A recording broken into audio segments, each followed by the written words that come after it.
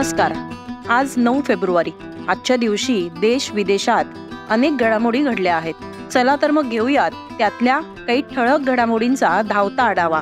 9 February 2013 रोजी संसद हल्ल्याचा सूत्रधार अफजल गुरुला दिल्लीच्या तिहार तुरुंगात फाशी देण्यात आली. अफजल गुरु हा जैश-ए-मोहम्मद संघटनेचा दहशतवादी, 2001 सालच्या संसदेवरच्या दहशतवादी हल्ल्याचा प्रमुख सूत्रधार.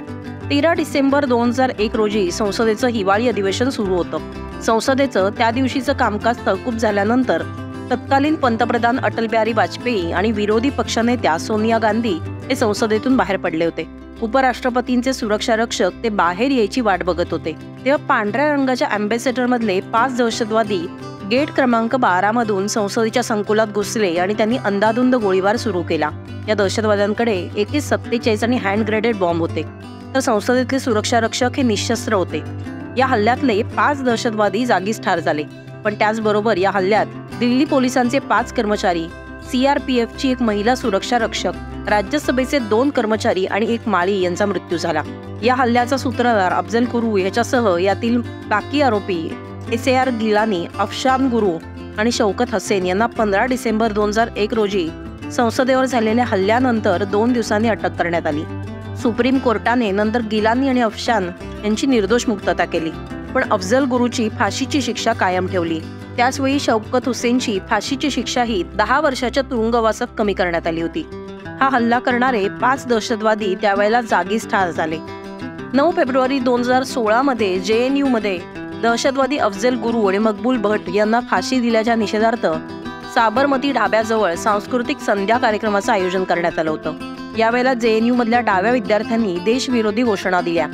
JNU देशद्रोह प्रकरणात कन्हैया कुमार आणि सय्यद उमर खालिद यांना मुख्य आरोपी म्हणून अटक करण्यात आली होती. नंतर त्यांना दिल्ली उच्च न्यायालयातून सशर्त जामीन मिळाला. कन्हैया कुमार आणि उमर खालिद यांच्यासह इतर 7 आरोपी जम्मू काश्मीरमधले होते, ज्यामध्ये मुजीब, मुनीर, उमर गुल, बसरत, रईस रसूल आणि अकीब हुसेन यांचा समावेश होता.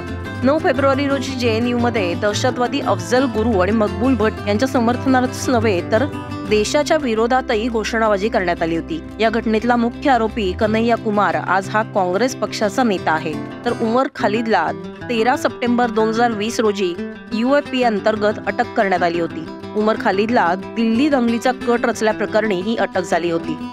मुरलीधर देवीदास आमटे यांचा आज स्मृतिदिन, ज्यांना बाबा आमटे या नावानं ओळखलं जातं. कुष्ठरुग्णांच्या पुनर्वसन आणि सक्षमीकरणातील त्यांच्या कार्यासाठी बाबा आमटे यांची विशेष ओळख आहे. बाबा आमटे यांनी कुष्ठरोगग्रस्तांच्या सेवेसाठी आनंदवनाची स्थापना केली. नर्मदा बचाव आंदोलनासारख्या वादग्रस्त समाजवादी आंदोलनांमध्येही त्यांचा सहभाग होता.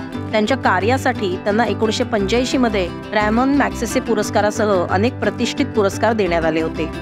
आज 9 फेब्रुवारीला देशभरात मौनी अमावास्या साजरी केली जाते. असं मानलं जातं की मौनी अमावास्येच्या दिवशी हिंदू धर्मातल्या सर्वात पवित्र नदी असलेल्या गंगेचं पाणी अमृतात बदलतं. या श्रद्धेमुळे मौनी अमावास्या हा दिवस गंगेत पवित्र स्नान करण्यासाठी हिंदू कॅलेंडर मधला सगळ्यात महत्त्वाचा दिवस आहे. मौनी अमावास्या माघ महिन्याच्या मध्यात येते, त्यामुळेच तिला माघी अमावास्या असंही म्हणतात. अनेक लोक केवळ मौनी अमावास्येच्याच दिवशी नव्हे तर संपूर्ण माघ महिन्यात गंगेत पवित्र स्नान करण्याची शपथ घेतात.